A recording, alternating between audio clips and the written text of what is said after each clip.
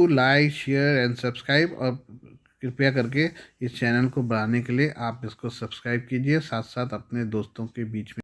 Good evening friends, आज की update कुछ इस प्रकार से। आज हम बात करेंगे चीन और भारत के बीच। चीन और भारत के बीच अरुणाचल प्रदेश के मुद्दे को लेकर जुबानी जंग चल रही है।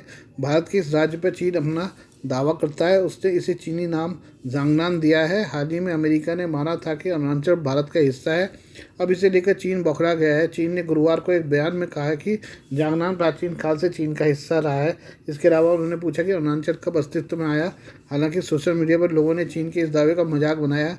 कई लोगों ने एक्स पर पोस्ट में कहा कि प्राचीन काल के तर्क से भारत की सीमा अफगानिस्तान से लेकर पूरे दक्षिण एशिया में फैल जाएगी। चीन की सेना ने बृहस्पतिवार को अमेरिका की आलोचना की, क्योंकि उसने जोर दिया था कि अरुणाचल प्रदेश भारत का हिस्सा है। इसके साथ ही चीनी सेना ने कहा कि बातचीत एवं परामर्श के जरिए सीमा मुद्दे से ठीक से निपटने के लिए भारत और चीन के पास परिपक्व तंत्र, संवाद माध्यम, क्षमता और इच्छा है। चीन के रक्षा मंत्रालय के प्रवक्ता वरिष्ठ कर्नल वू कियान ने एक संवाददाता सम्मेलन में आरोप लगाया कि अपने लाभ के लिए दो देशों के बीच विवाद भड़काने का अमेरिका का इतिहास रहा है। वो अमेरिका उस हालिया बयान पर प्रतिक्रिया व्यक्त कर रहे थे जिसमें कहा गया था कि वाशिंगटन अरुणाचल प्रदेश को भारतीय क्षेत्र के रूप में मान्यता देता है। वो कियान ने कहा कि सीमा मुद्दों पर चीन और भारत के बीच परिपक्व तंत्र संवाद चैनल। उन्होंने कहा कि दोनों पक्षों के पास बातचीत परामर्श के जरिए सीमा मुद्दे को ठीक से संभालने की क्षमता और इच्छा है। अमेरिकी विदेश विभाग के प्रधान उप प्रवक्ता वेदांत पटेल ने 9 मार्च को कहा था, अमेरिका अरुणाचल प्रदेश को भारतीय क्षेत्र के रूप में मान्यता देता है और हम वास्तविक नियंत्रण रेखा पर सैन्य, असैन्य घुसपैठ या अतिक्रमण के माध्यम से क्षेत्रीय दावे के किसी भी एक पक्षीय प्रयास का कड़ा विरोध करते हैं। उन्होंने कहा कि अरुणाचल प्रदेश चीन का हिस्सा है। भारत ने अरुणाचल प्रदेश में चीन की क्षेत्रीय दावों को बार बार खारिज किया है और कहा कि ये राज्य देश का अभिन्न अंग है। विदेश मंत्रालय के प्रवक्ता रणदीप जायसवाल ने कहा कि अरुणाचल प्रदेश के मामले में हमारी स्थिति बार बार बहुत स्पष्ट की गई है। हमने हाल ही में बयान जारी कर कहा था कि चीन चाहे जितनी बार अपने नादार दावों को दोहरा सकता है, लेकिन इससे हमारी स्थिति नहीं बदलने वाली है। अरुणाचल भारत का अविभाज्य हिस्सा था और हमेशा रहेगा। ये अब हम पाकिस्तान और चीन के बारे में बात करें। पाकिस्तान में अपने नागरिकों को बढ़ते हमले को लेकर चीन बौखलाया हुआ है। पिछले एक हफ्ते में 3 बार चीनी नागरिकों को निशाना बनाया जा चुका है। ऐसे में चीन को पाकिस्तान के वादों पर भरोसा नहीं रहा। चीन कई साल पहले से पाकिस्तान से अपने नागरिकों की सुरक्षा बढ़ाने का अनुरोध करता रहा है। हर बार पाकिस्तान की तरफ से कड़े सुरक्षा प्रबंध करने का वादा भी किया गया है। हालांकि इसके बावजूद चीनी नागरिक पर हमले में कोई कमी नहीं आई है। इस्लामाबाद से लगभग 270 किलोमीटर उत्तर पश्चिम में बेशम में मंगलवार को एक आत्मघाती हमले में 5 चीनी इंजीनियर और उनके पाकिस्तानी ड्राइवर की मौत हो गई। इस हमले ने चीन के सब्र के बांध को तोड़ दिया है। यही कारण है कि चीन ने अपने नागरिकों की हत्या की जांच के लिए खुद की एक स्पेशल टीम पाकिस्तान भेजी है। चीनी विदेश मंत्रालय ने बताया कि चीनी नागरिकों पर आंतरिक हमले के बाद हमने पाकिस्तान में एक इंटर एजेंसी टीम भेजी है। टीम 28 मार्च को पाकिस्तान पहुंची है और पाकिस्तान में दूतावास संबंधित कंपनियों के साथ उभरते प्रतिक्रिया कार्य में पूरी तरह से शामिल होना शुरू कर दिया है। यह टीम पाकिस्तान में मारे गए चीनी नागरिकों की सुरक्षा से जुड़े पहलुओं की समीक्षा करेगी। इसके अलावा वर्तमान में पाकिस्तान में मौजूद चीनी लोगों की सुरक्षा को कैसे मजबूत किया जाए, इस पर पाकिस्तान सरकार के साथ काम करेगी। इस टीम की रिपोर्ट को सीधे बीजिंग में राष्ट्रपति शी जिनपिंग के कार्यालय में भेजा जाएगा, जहां से समीक्षा के आधार पर पाकिस्तान को CPE से जुड़े प्रोजेक्ट की फंडिंग पर अंतिम निर्णय लिया जाएगा। इस हमले में मारे गए चीनी इंजीनियर चीन समर्थित 4320 मेगावाट बिजली उत्पादन विकास दासू जलविद्युत परियोजना के लिए जा रहे थे। हिंसा के मद्देनजर 4.2 अरब डॉलर की परियोजना पर निर्माण कार्य निलंबित कर दिया गया है। दासू और डायमर बादशाह बांधों की जगह पर सिविल कार्य को करने वाली चीनी कंपनियों ने सुरक्षा चिंताओं के कारण निलंबित कर दिया है। इस फैसले के एक दिन बाद Tarbela 5V extension hydro power परियोजना में भी काम निलंबित कर दिया गया है। दोनों परियोजनाओं पर लगभग 991 चीनी इंजीनियर काम कर रहे थे, जबकि स्थानीय कर्मचारियों को अगले निर्देश तक घर पर रहने के लिए कहा गया है। परियोजना पर काम कर रहे एक अधिकारी ने प्रकाशन से पुष्टि की है। जिला ऊपरी कोहिस्तान में 4320 मेगावाट के दासू बांध पर लगभग 741 चीनी और 6000 स्थानीय लोग काम कर रहे हैं। हालांकि खैबर पख्तूनख्वा में मोहम्मद बांध पर काम जारी है और चीनी इंजीनियर अभी भी साइट पर काम कर रहे हैं। इसी तरह GM डायमर बादशाह बांध नजाकत हुसैन ने भी पुष्टि की कि चीनी कंपनी ने बांध पर काम निलंबित कर दिया है। उन्होंने कहा कि लगभग 500 चीनी नागरिक DBD में लगे हुए हैं, लेकिन FWO स्टाफ काम करना जारी रखा है। करीब 6000 स्थानीय लोग बांध निर्माण में जुटे हैं। आइए अब हम बात करते हैं यूपी के बाहुबली मुख्तार अंसारी के बारे में। पूर्वी उत्तर प्रदेश के जिलों में आतंक का प्राय बने गैंगस्टर नेता मुख्तार अंसारी की गुरुवार को बांदा के एक अस्पताल में दिल का दौरा पड़ने से मौत हो गई। अंसारी की मौत के साथ ही अपराध के एक युग और राजनीति के साथ उसके गठजोड़ के एक अध्याय का अंत हो गया। यह इस तथ्य से परिलक्षित होता है कि अंसारी के खिलाफ हत्या से लेकर जबरन वसूली तक के 65 मामले दर्ज थे, फिर भी वह विभिन्न राजनीतिक दलों के टिकट पर 5 बार विधायक चुना गया।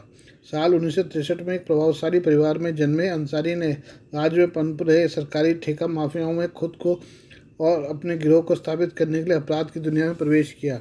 महज 15 साल की उम्र में अंसारी ने अपराध की दुनिया में रखा था कदम। मिली जानकारी के मुताबिक साल 1978 की शुरुआत में महज 15 साल की उम्र में अंसारी ने अपराध की दुनिया में कदम रखा। अंसारी खिलाफ भारतीय दंड संहिता की धारा 506 आपराधिक धमकी के तहत गाजीपुर के सैदपुर थाने में पहला मामला दर्ज किया गया था।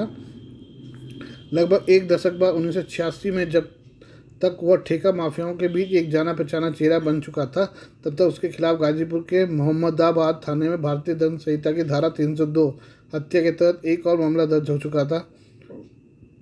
अगले एक दशक में वह अपराध की दुनिया में कदम जमा चुका था। इसके खिलाफ जघन्य अपराध के तहत कम से कम 14 और मामले दर्ज हो चुके थे।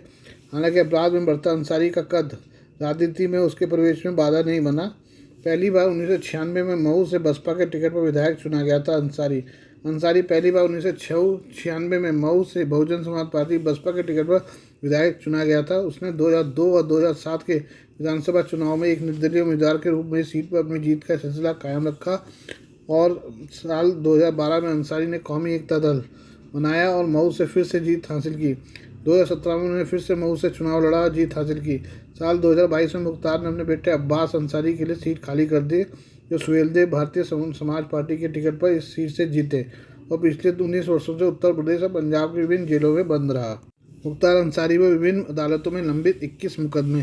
साल 2005 से जेल में रहते हुए उसके खिलाफ हत्या गैंगस्टर अधिनियम के तहत 28 मामले दर्ज थे और सितंबर 2022 से 8 आपराधिक मामलों में उसे दोषी ठहराया गया था। फिलहाल मुख्तार अंसारी व विभिन्न अदालतों में 21 मुकदमे निलंबित थे। लगभग 37 साल पहले धोखाधड़ी से हथियार लाइसेंस प्राप्त करने के एक मामले में इस महीने की शुरुआत में वाराणसी की सांसद विधायक अदालत ने उन्हें आजीवन कारावास और 2.02 लाख रुपये के जुर्माने की सजा सुनाई थी। सितंबर 2022 से लेकर पिछले 18 महीनों में यह 8वां मामला था जिसमें उन्हें उत्तर प्रदेश की विभिन्न अदालतों ने सजा सुनाई थी और दूसरा मामला जिसमें उन्हें आजीवन कारावास की सजा सुनाई गई थी। गाजीपुर जिले में तत्कालीन विधायक कृष्णानंद राय की 29 नवंबर 2005 को हुई हत्या तथा वाराणसी में 22 जनवरी 1997 को व्यापारी नंद किशोर रुंगटा उर्फ नंदू बाबू के अपहरण व हत्या के मामले में गैंगस्टर अधिनियम के तहत कार्रवाई की गई थी। वहीं 15 दिसंबर 2023 को वाराणसी के एक सांसद विधायक अदालत ने भाजपा नेता और कोयला व्यापारी नंद किशोर रुंगटा के अपहरण व हत्या के मामले में अंसारी को 5 साल 6 महीने की सजा सुनाई थी। इसी तरह 27 अक्टूबर 2023 को गाजीपुर सांसद विधायक अदालत ने 2010 में उनके खिलाफ गैंगस्टर अधिनियम के तहत दर्ज एक मामले में उन्हें 10 साल के कठोर कारावास और 5 लाख रुपए के जुर्माने की सजा सुनाई थी। 5 जून 2023 को वाराणसी की एक सांसद विधायक अदालत ने पूर्व कांग्रेस विधायक और वर्तमान उत्तर प्रदेश कांग्रेस अध्यक्ष अजय राय के बड़े भाई अवधेश राय की हत्या के मामले में अंसारी को आजीवन कारावास की सजा सुनाई थी। 3 अगस्त 1991 को जब अवधेश और उनके भाई अजय वाराणसी के लौराबीर इलाके में अपने घर के बाहर खड़े थे, तब अवधेश राय को गोलियों से भून दिया गया था। इसी प्रकार 29 अप्रैल 2023 को गाजीपुर सांसद विधायक अदालत ने भाजपा विधायक कृष्णानंद राय की हत्या के मामले में अंसारी को 10 साल की कैद की सजा सुनाई थी। पिछले 13 महीनों में अंसारी को पहली सजा इलाहाबाद उच्च न्यायालय की लखनऊ पीठ ने सुनाई थी। इलाहाबाद उच्च न्यायालय की लखनऊ पीठ ने 23 सितंबर 2022 को पूर्व विधायक के खिलाफ लखनऊ के हजरतगंज थाने में 1999 में गैंगस्टर अधिनियम के तहत दर्ज मामले में अंसारी को 5 साल के कठोर कारावास की सजा सुनाई थी और 50,000 रुपये का जुर्माना लगाया था। 15 दिसंबर 2022 को गाजीपुर सांसद विधायक अदालत ने उनके खिलाफ 1996 और 2007 में गैंगस्टर अधिनियम के तहत दर्ज 2 अलग अलग मामलों में उन्हें 10 साल की कैद की सजा सुनाई थी और प्रत्येक मामले में 5-5 लाख रुपये जुर्माना लगाया था। पिछले 13 महीनों में अंसारी को पहली सजा इलाहाबाद उच्च न्यायालय की लखनऊ पीठ ने सुनाई थी।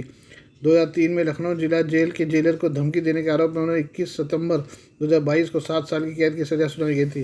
पुलिस के मुताबिक 2020 में अंसारी गैंग के खिलाफ कार्रवाई तेज हुई और 608 करोड़ रुपए की अवैध संपत्ति जब्त या ध्वस्त की गई। इस अवधि में गिरोह के 215 रुपये से अधिक मूल्य के अवैध कारोबार ठेके अनुबंध को भी पुलिस ने बंद कर दिया था। ये अब बात करें चीन के J-20 लड़ाकू विमान के बारे में। चीन अपने सबसे ताकतवर लड़ाकू विमान J-20 को लेकर पूरी दुनिया से झूठ बोल रहा है। चीन का दावा है कि उसका J-20 माइटी ड्रैगन 5वीं पीढ़ी का लड़ाकू विमान है जो स्टेल्थ तकनीक से लैस है। यह परमाणु हमला कर सकता है, दुनिया के दूसरे किसी भी लड़ाकू विमान को टक्कर दे सकता है। हालांकि चीन ने अभी तक अपने दावों को लेकर कोई सबूत नहीं दिया है। J-20 ने पहली बार जनवरी 2011 में उड़ान भरी थी। इससे 2017 में चीनी वायुसेना में शामिल किया गया। ऐसी रिपोर्ट है कि चीन ने J-20 के 230 यूनिट का निर्माण किया है जो PLAAF के 4 रेजिमेंटों में ऑपरेशनल है। J-20 के सफल उड़ान के साथ ही चीन दुनिया का दूसरा एशिया का पहला देश बन गया था जिसके पास ऑपरेशनल स्टेल्थ विमान है। हालांकि इस विमान की जानकारी काफ़ी रहस्यमय है। कई विश्लेषकों ने चीन के J-20 की क्षमता पर सवाल उठाए हैं। उनका मानना है कि J-20 एक 4.5 पीढ़ी का विमान है। इस विमान को अब सिर्फ एक देश की वायुसेना द्वारा उड़ाया जा रहा है। अभी तक इस विमान ने एक बार भी देश में कोई अभ्यास नहीं किया है। युद्ध अनुभव तो दूर की बात है। वहीं इसके विपरीत राफेल को आधिकारिक तौर पर फ्रंटल स्टेल्थ वाला 4.5 पीढ़ी का विमान घोषित किया गया है। यह दुनिया की आधा दर्जन वायुसेना द्वारा संचालित किया जाता है। इसने दुनिया के 5 युद्ध क्षेत्रों में अपनी ताकत का शानदार और प्रदर्शन किया है। भारतीय वायुसेना के पास 36 राफेल लड़ाकू विमान हैं जिन्हें भारतीय परिवेश के अनुसार अपग्रेड भी किया गया है। इस विमान के लिए खास तौर पर पश्चिमी हथियार मंगाए गए हैं जो युद्ध भूमि में दुश्मन के खिलाफ कारगर हो सकते हैं। ऐसे में अगर भारत और चीन के बीच चीज़ें नियंत्रण से बाहर होती है तो राफेल लड़ाकू विमान J-20 के खिलाफ भी काफ़ी प्रभावी हो सकता है। J-20 डबल इंजन वाला एक एयर सिक्योरिटी वाला लड़ाकू विमान है जिसका प्रारंभिक विकास 1990 के दशक के अंत में शुरू हुआ। J-20 में एक लंबा और ब्लेंडेड फ्यूसलॉज, आगे के हिस्से में एक तीखी नोक, एक बिना फ्रेम की कैनोपी और डबल कैनार्ड है। J-20 को बनाने वाले चेंगडू एयरक्राफ्ट प्लांट ने अपने एक और विमान J-10 में डबल कैनार्ड कॉन्फ़िगरेशन का सफलतापूर्वक उपयोग किया है। ऐसे में इसी से प्रेरणा लेकर उन्होंने J-20 में भी डबल कैनार्ड का इस्तेमाल किया है। J-20 के 3 प्रकार हैं। पहला प्रारंभिक उत्पादन model J-20A, thrust vectoring J-20B और twin seat teeming capable J-20S model. J-20S पहला 2 सीटों वाला स्टेल्थ लड़ाकू विमान है। विमान में diverterless supersonic inlet intake, stealth coating और सुव्यवस्थित अंडर विंग फेयरिंग है। पिछले भाग में जुड़वा बाहर की ओर मुड़ने वाले पंख और पारंपरिक या दुश्मनों के गर्मी पहचानने वाले रडार से बचने योग्य इंजन एग्जॉस्ट है। मल्टी रोल ऑपरेशन को precision guided munition integrated targeting pod के जरिए अंजाम दिया सकता है। 2 सीटर वेरिएंट में दूसरा पायलट वेपन सिस्टम ऑपरेटर होगा और एक दिन लॉयल विंगमैन जैसे ड्रोन को नियंत्रित कर सकता है। PLAAF ने पहले से ही सभी 5 थिएटर कमांड में कुछ J-20 तैनात कर दिए हैं और 2026 तक प्रत्येक कमांड में कम से कम 1 से 2 J-20 ब्रिगेड होंगे। चीन ने हाल ही में घोषणा की है कि J-20 को परमाणु हथियार ले जाने के लिए अपग्रेड किया जाएगा। J-20 में लंबे समय तक रूसी इंजन लगा रहा, लेकिन चीन अब विमान को अधिक स्टेल्थ बनाने के लिए दांतेदार आफ्टर बर्नर नोजल के साथ WS-10C इंजन से लैस कर रहा है। चीनी नियों का दावा कि थ्रस्ट वेक्टरिंग वाला सेनियांग WS-15 इंजन AL-31F के प्रदर्शन के बराबर है। हाल ही में कुछ प्रोटोटाइप इंजन के साथ उड़ाए गए हैं। कथित तौर पर इंजन का बड़े पैमाने पर उत्पादन शुरू हो गया है। चीन अक्सर अपने हथियारों को लेकर झूठे दावे करता है। उसकी प्रोपेगेंडा मीडिया विरोधियों को डराने के लिए झूठ का सहारा लेती है। अमेरिकी सेना कई बार कांग्रेस से अधिक बजट पाने के लिए चीनी मीडिया के प्रोपेगेंडा से मिली हुई जानकारी का इस्तेमाल करती है। चीन वास्तव में लंबे समय से J-20 को अमेरिका के 5वीं पीढ़ी के जेट F-22, F-35 के प्रतिस्पर्धी के रूप में चिन्हित करता रहा है। ज़मीनी हकीकत यह है कि चीन ने सुरक्षा चुनौतियों के कारण J-20 की संख्या बढ़ाने को लेकर जल्दबाजी की, जबकि इसके कई सिस्टम अब भी विकास के अधीन हैं। विशेषज्ञों को J-20 से स्टेल्थ होने के दावे पर भी संदेह है। इसका प्रमुख कारण J-20 का अगला नुकीला भाग और बड़े आकार के डबल कैनार्ड है। J-20 के बहुत बड़ा विमान है जो उतनी अधिक मात्रा में रडार सिग्नेचर रिलीज करता है। इसके लिए किसी भी रडार के लिए J-20 की पहचान करना आसान हो सकता है। स्टेल्थ विमान महंगे और रखरखाव पर खर्च भी ज़्यादा होता है। यहाँ तक कि पश्चिमी देश भी इस पहलू से जूझते रहे हैं। कई पश्चिमी देश चीन पर साइबर चोरी के माध्यम से अमेरिकी 5वीं पीढ़ी के विमान डिजाइन डेटा को चुराने का आरोप लगाते रहे हैं। इसके लिए बस इतना ही। बाकी मिलते हैं कल आपसे नई खबरों के साथ। धन्यवाद।